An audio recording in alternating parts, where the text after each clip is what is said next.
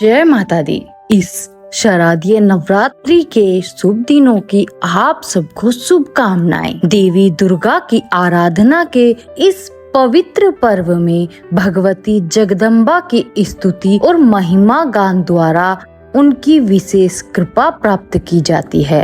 वर्ष में आने वाली नवरात्रि में यह सबसे महत्वपूर्ण और मुख्य मानी जाती है। हमें इस भौतिक संसार से मुक्त होने के लिए भी देवी दुर्गा के दिव्य आशीर्वाद और मार्गदर्शन की आवश्यकता पड़ती है। देवी दुर्गा और कोई नहीं अपितु भगवान श्री कृष्ण की बहिरंगा शक्ति हैं और हमें भगवान श्री कृष्ण की सेवा में संलग्न करने में सहायता करती हैं। जी हाँ, अप्रत्यक्ष रूप से। तो चलिए इन शुभ 9 दिनों में हम पूरी श्रद्धा और ध्यान पूर्वक देवी दुर्गा के 9 विविध रूपों की दिव्य कथाएं सुनते हैं और उनसे अमोघ आशीर्वाद प्राप्त करते हैं।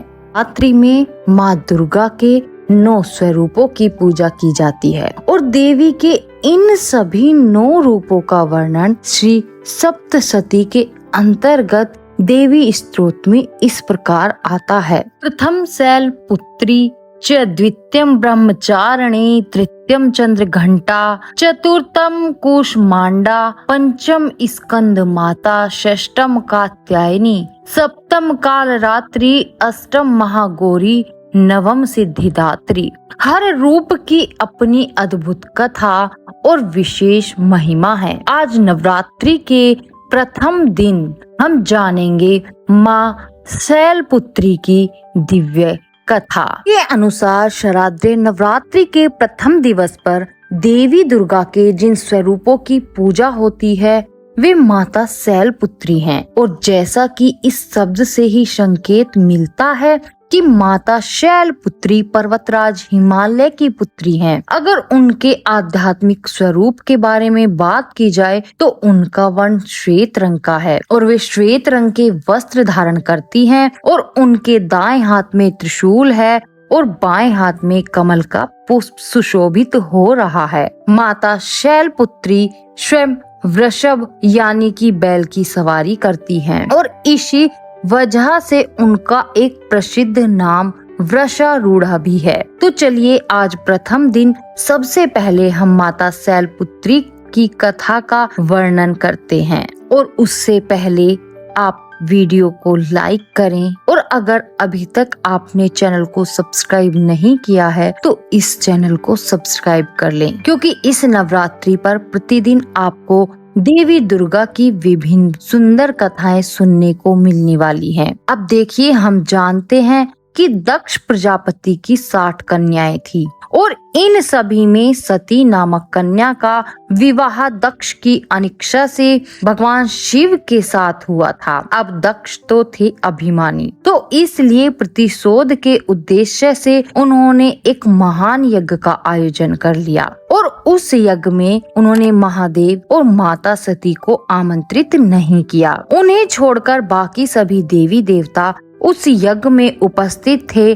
जब देवी सती को इस बात का पता चला तो वे बड़ी दुखी हुई, लेकिन साथ ही अपने पिता के यज्ञ में जाने के लिए ललायत भी हो उठी। भगवान महादेव ने अनेक बार उनको समझाने का प्रयास किया, लेकिन वे नहीं मानी और अपने पिता के यज्ञ में पहुंच गई। जब दक्ष ने सती के साथ दुर्व्यवहार करते हुए उनके समक्ष महादेव का भी अपमान किया और उन्हें अनेक कटु शब्द कहे तो देवी सती इसे सहन नहीं कर पाई और उन्होंने अपनी योग शक्ति द्वारा अपने शरीर से ही अग्नि उत्पन्न कर ली और उसके अंदर अपनी देह को जलाकर भस्म कर दिया। अब अपनी प्रिय पत्नी सती के वियोग में भगवान शिव भी वैराग्य धारण कर लेते हैं और घोर तपस्या में लीन हो जाते हैं। दूसरी ओर दक्ष प्रजापति की एक और कन्या थी और उसका नाम था स्वधा। उसका विवाह पितरों के साथ हुआ था और इन पितरों की 3 मानसी पुत्रियां थी मैना, धन्या और कलावती। अब एक समय क्या हुआ कि यह तीनों कन्याएं भगवान विष्णु का दर्शन करने के लिए श्वेत द्वीप में आ पहुंची थी और उसी समय 4 कुमार भी वहां आ गए। इन सभी सिद्ध गणों को देखकर वहां पर उपस्थित सभी लोगों ने उठकर उनका सत्कार किया, लेकिन तीनों कन्याएं अपने स्थान पर ही बैठी रही। उन्होंने 4 कुमारों को देखकर भी अनदेखा कर दिया और यह देखकर चारों कुमार उन पर क्रोधित हो गए। उन तीनों को स्वर्ग से दूर होकर नर स्त्री बनने का श्राप दे दिया। अब इस श्राप के विषय में सुनकर वह तीनों कन्याएं भयभीत हो गए। वे 4 कुमारों के चरणों में गिरकर क्षमा याचना करने लगी और तब 4 कुमारों ने इन तीनों कन्याओं पर दया दिखाते हुए उन्हें भिन्न भिन्न वरदान प्रदान किए। सबसे बड़े कन्या मैना को उन्होंने वरदान दिया कि वे पर्वत राज हिमालय की पत्नी बनेंगी और देवी पार्वती की माता बनेंगी। दूसरी कन्या धन्या को उन्होंने वरदान दिया कि वह महाराज जनक की पत्नी बनेंगी और देवी सीता माता की माता होंगी। और तीसरी कन्या कलावती को वृषभानु वैश्य की पत्नी बनने का वरदान दिया, जो कि देवी राधा की माता बनने वाली थी। तो इस प्रकार वरदान पाकर ये तीनों कन्याएं श्वेत द्वीप से अपने घर वापस आ गई। वरदान के अनुसार प्रथम कन्या मैना का विवाह पर्वत राज्य हिमालय से करवा दिया गया और विवाह के बाद सभी देवी देवता राज हिमालय और देवी मैना के पास पधारे। उन सब ने उन्हें विनती की कि वे कठोर तपस्या करके देवी उमा को अपनी पुत्री रूप में प्राप्त करने का अनुरोध करें। ऐसा इसलिए आवश्यक था क्योंकि उस समय सभी देवी देवता तारकासुर नामक राक्षस के प्रकोप से त्रस्त हो चुके थे और उस राक्षस को केवल महादेव का पुत्र ही मार सकता था। महादेव तो समाधि में लीन थे और देवी सती के आत्मदाह के बाद यह कार्य अधूरा रह गया था। इसलिए अब इस कार्य को पूरा करने के लिए देवी सती को पार्वती के रूप में अपना अलग जन्म लेना था।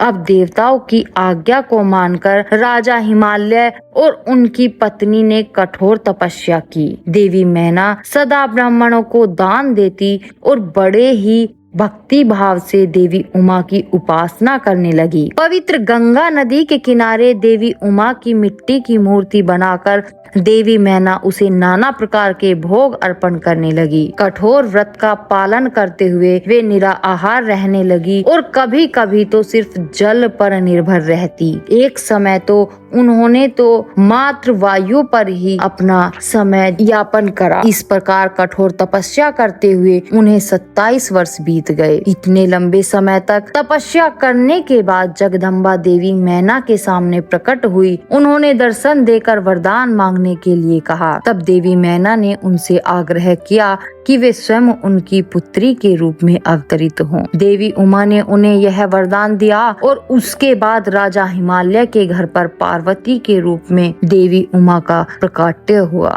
हिमालय पर्वत के राजा थे और पर्वत को शैल भी कहते हैं, इसलिए पार्वती का एक नाम शैलपुत्री भी पड़ा। उनका एक अन्य नाम हेमवती भी है। यह थी माता शैलपुत्री की संक्षिप्त कथा। नवरात्रि के प्रथम दिन देवी शैलपुत्री की अत्यंत श्रद्धा और निष्ठा पूर्वक पूजा आराधना करने से वे अत्यंत प्रसन्न होती हैं। उनकी पूजा करने के लिए सर्वप्रथम सुबह ब्रह्म मुहूर्त में उठना चाहिए। स्नान आदि से निवृत्त होकर उनके पूजा स्थल को स्वच्छ करना चाहिए। उसके पश्चात विधि पूर्वक कलश स्थापना करें। माता शैलपुत्री की अगर प्रतिमा है तो उसको पंचामृत से स्नान कराएं। सफेद वस्त्र अर्पित करें और मीठा सफेद मिठाई अर्पित करें। अगर प्रतिमा नहीं हो तो उनका चित्र भी लगा सकते हैं। उनके चित्र को कुमकुम अक्षत इत्यादि अर्पित करें और गंगा जल छिड़कें। और जैसा कि हमने बताया